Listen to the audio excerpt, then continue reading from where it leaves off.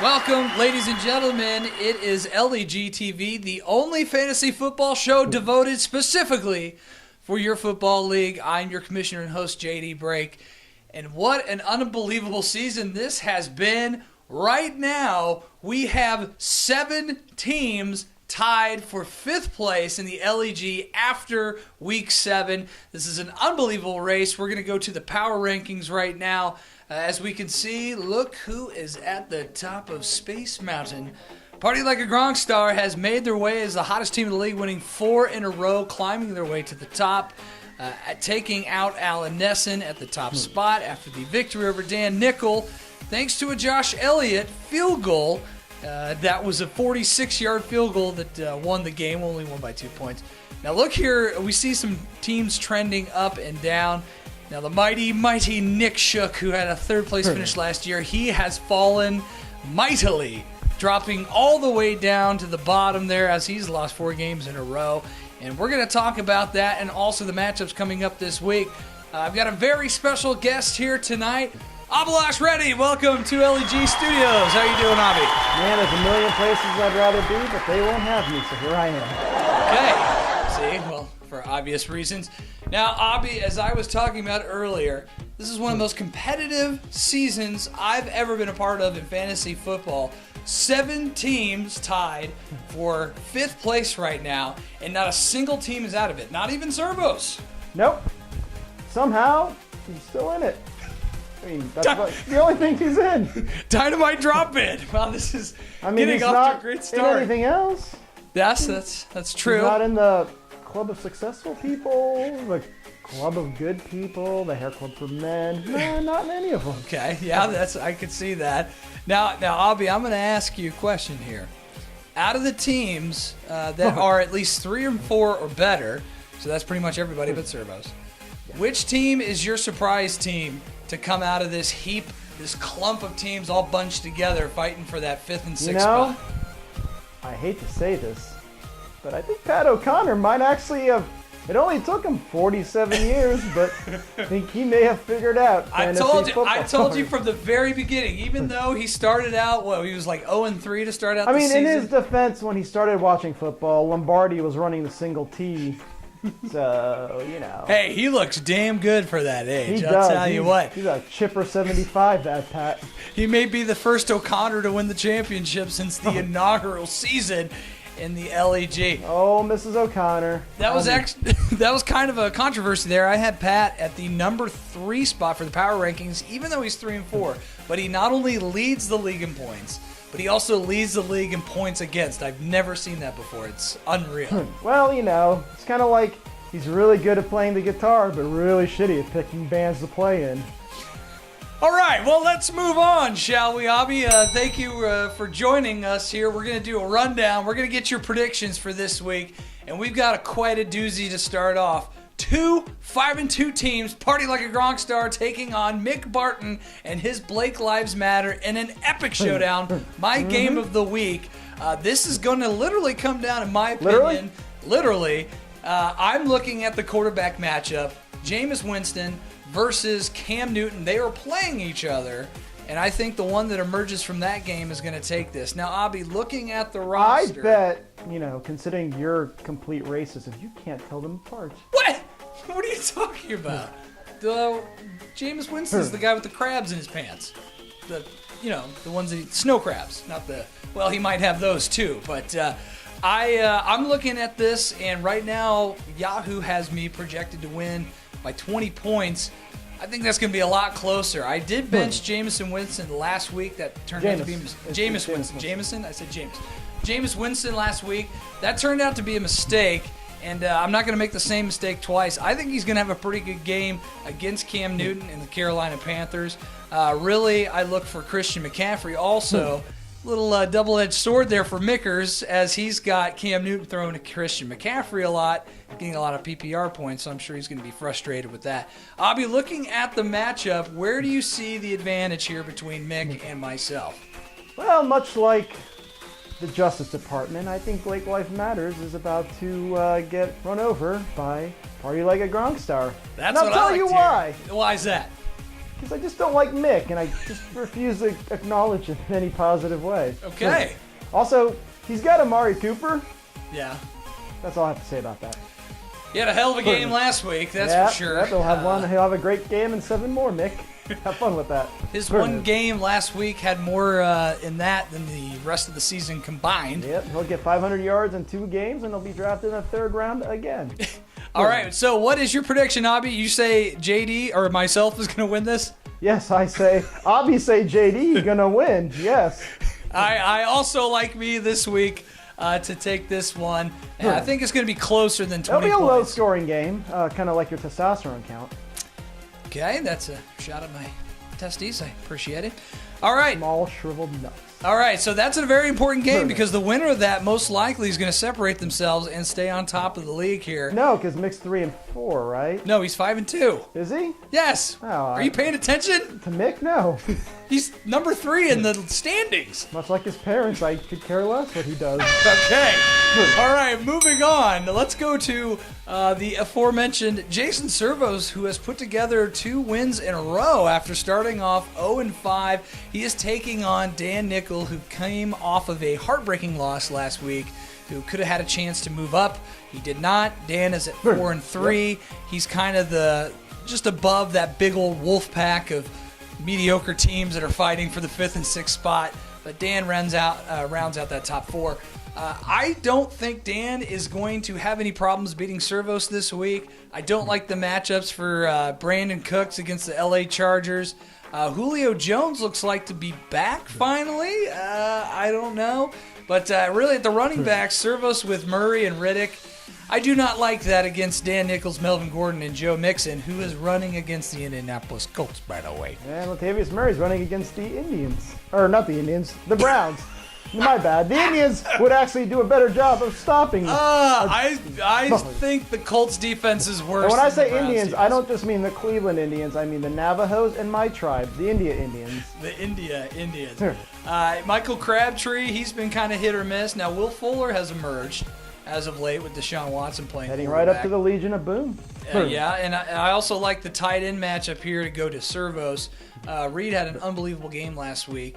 I give him the advantage there. But I definitely give Nickel the advantage on it. His defense scored like 50-some points last week, and I think that's going to be a huge, huge part in his win this week. I'm taking Dan to put an end to Servos' puny win streak, and I think Dan's going to win by 15. What is your prediction of it? So here's the thing. I know you love Alex Smith. He's right now He's the playing undoubtable MVP of the league. Well, he's about to lose it because he's going against the Denver defense. Meanwhile, Carson Wentz, who probably will win the MVP, is going against your 49ers, who can't stop shit. So I think in the end, I think Wentz will outpoint Alex Smith, and he will pull Servos ahead because he's playing a terrible team. So you're picking Servos to win this week? I am picking Servos. After what you just said in the intro. Just because I don't like the guy doesn't mean I can't be objective. All right, fair enough. Okay, well, finally, see, usually Mick comes on the show, and he just picks all the teams that I pick, and we don't get anywhere, and we don't have any real... That's because you promised Mick a Twinkie if he does that. That's true. And then he picks all the games, because that means more. Very true. All right, He's not going to watch this. Now, let's move on to one of the many 3 and 4 teams Mick, going if you're against watching each other. this, text the word bananas to Nesson. Bananas. All right, Abby, let's talk about your matchup this week. Ooh, you who do are I play? taking on John Dahlgren, Edelman's Club, at 3 and 4. Dahlgren, you and Dahlgren are fighting. You're both at 3 and 4. One of you is going to get a win to start to move up and separate from the pack. We could tie. That is a possibility. It seems very unlikely. Well, lots of things are unlikely, but they happen. Now, some star power here. Drew Brees versus Matty Ice. There's going to be some big point scoring here against these not so great defenses. Now, Man, Breeze has to go against the Bears. I don't really like that matchup that much. You just said they were not so great defenses. Why don't you like the Bears? You just contradicted yourself in a single sentence. Well, only because what's his nuts got hurt for the Bears, the defensive back. But I'm looking. Perry. Mongo McMichaels. I'm looking at the running William back matchups here. Perry, Richard Dent. Which one? You know, poor Dahlgren, he went all in on T.Y. Hilton. And what did I say from the very beginning of the season? Stay away from Colts offensive players. They are poison. Do not pick them. T.Y. Hilton has been a perfect example. He just disappears in games. He's going to not have a good game against Cincinnati. And he's backing that up in the wide receiver 2 spot with Devin Funchess, who now Kelvin Benjamin is semi-quasi healthy, and he's getting all the balls now. But I do like Kareem Hunt and Jerick McKinnon in the running back. I think he's got the advantage over you in the running back, but not the receivers. Now look at the flex spot. You're going 3 running backs with Ingram. Demaryius Thomas. You're going 3 receivers with Demaryius Thomas, and Dahlgren is going 3 running backs, putting C.J. Anderson in the flex. I think that comes to bite him. I think in Denver, Demaryius Thomas is going to get all the points. I'm picking you this week, Abby, even though Dahlgren is projected to beat you by almost 20 points. So I think this is sort of a upset pick. How do you think it's going to shake out between you and Dahlgren? I'm picking Dahlgren because you picked me, and I don't want that kiss of death. So Dahlgren's going to win, even though I have A.J. Green going against the Colts, who's probably going to score like 952 points. That's true. And by the way, the Commish has a very good record of picking this season. Last week I went 3-3, not so great. That's not a very good. No, but overall it's a pretty. On a bell curve, you would be right at the top, average. So you're taking yourself. I'm taking Dahlgren. Oh wait, you're taking Dahlgren. I picked you. You're taking Dahlgren. I don't want your stench, your bad luck all over me. All right, speaking of bad stench, we've got Alan Nesson taking on Joe Murdoch's intentional pounding. Alan Nesson still at the top at 5-2, who is sliding as he's suffering through some injuries. Leonard Fournette, he's on bye. What? Nothing. That's what I thought you said. God, you were awful. Leonard Fournette is on bye this week, so he's not going to be able to put him in there, and if he wasn't even healthy enough to probably play this week anyways. Russell Wilson for intentional pounding, coming against Big Ben Roethlisberger for Allen. He's got Russell Wilson, by the way, married to Ciara. Yes. Yes. You have no idea who that is, do you? Yeah, I do. Who is she? She did a song with Petey Pablo. Right? Yeah, Ciara. You didn't know that, did you? She did a song with Petey Pablo. I know who Petey Pablo is. Get your hands up like a helicopter. Wave over your head like a helicopter. Anyways, Big Ben and Antonio Brown combination for Alan Nesson. That's pretty boom or bust, but it's worked out so well this season. Boomed the last few weeks. It has been, and I do like Keenan Allen as a wide receiver 2. Not sure how he got Keenan Allen on that squad. The guy only plays like 4 games a year. He's always injured, coming off of like his 2nd ACL or 3rd Achilles. I don't know. Well, for me... Oh, no, wait, he had a lacerated spleen. That's right, internal organ damage. I'm giving the full advantage in the wide receiver spot to Allen over Joe. Joe getting Pierre Garçon and Mike Williams, the rookie, starting for the L.A. Chargers against the New England Patriots. But I do like Ezekiel Elliott, who's trying to run as much as he can before he gets suspended. Or maybe not. Running away from justice. I think the judge has him on his fantasy football team or something. Yeah. And Lamar Miller. Fantasy football is huge amongst judges on the Circuit Court of Appeals. Right? I learned that in law school. Now, Chris Thompson and Dion Lewis, boy, that's a risky move on Allen's part. Talk about your home run swings right there. Chris Thompson, who's been pretty good all season. Dion Lewis now finally getting the ball more randomly because New England is like, yeah, we'll just go with this guy this week. Which is what do they know? They've only won like 5 Super Bowls. Correct. But I don't know. This is a close match, really. And my gut says Allen, but I think I'm going to take Joe this week. Joe's projected to win by 3 points. I think he's going to have a real stud performance from Lamar Miller and Ezekiel Elliott. And I just think they're going to have some down games there in Pittsburgh with Ben and Antonio Brown against Detroit. Don't sleep on Detroit. They can sneak up on you, and Pittsburgh's been really inconsistent anyways. I'm taking Joe. Who are you taking, Abby? Well, I'm going to take Allen. I'll tell you why. Why is that? I may not get that many more opportunities of choosing for anything. Okay. Because he's going to die when he gets killed by Freddy Krueger. It's Freddy Krueger. You mean Freddy Krueger? The donut. Pretty cruller. Okay, Do let's... not fat shame him. Donut. Sorry, that was low-hanging fruit, which he's not accustomed to. All right, let's go over to Indy Snatch Pounders. Dave McCready taking on another team that started off hot. And 2 days? 2 days. 1 cup? It's the 2 days, 1 cup bowl. Indy Snatch Pounders versus hashtag Derek Make America Carr Great Again. And speaking of Derek Carr, McCready starting him at quarterback against Josh McCown. Well, let's just end this conversation. McCready's going to win. Well, yeah, I mean, I do like the Chris Hogan, Des Bryant combo. Chris Hogan, again, though, is very inconsistent because it is New England. Hollywood Chris Hogan, but he does have Devontae Freeman at running back. I don't like Duke Johnson Jr. Playing running back. He's going against the Minnesota Vikings. Todd Gurley, though, and the Juggernaut for Dave, I think that's going to be his really only source of offense. It would be this week. if Gurley was playing. Oh, wait, he's got him on. He's starting him. Gurley is on bye. You know what? I've completely changed my mind. I am taking Dave McCready. I was going to go with Plow. I'm taking McCready because Gurley's on bye. Doug Martin's going against Carolina. That's a big game, by the way. A lot of fantasy players involved. Game. And I don't think Jimmy Graham's going to outscore Travis Kelce this week. Who's going to win this one? Or any week. What's the score this week? Who's going to win this one, Abby? I think McCready's going to have a leg up on Plow, and he's going to win about 155 to, let's say, 135. Okay, I like it. All right, let's go to the final matchup. Let's talk about old Mick Barton, Blake Lives Matter. Oh, no, wait. No, we've already talked about him. We have.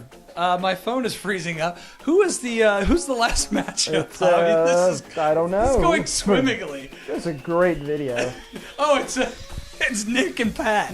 Okay. Yeah. Talk about two teams on the opposite side of the spectrum. Nick is sliding, and he's sliding fast. He's lost 4 games in a row, and here comes Pat O'Connor just streaking right up the power rankings, leading the league in points, and I don't think it's going to stop. I think he's going to win this week against Nick, and here's why. Not only is he projected to win 169 to 133, but I really like Dak Prescott and DeAndre Hopkins starting there. Those are good.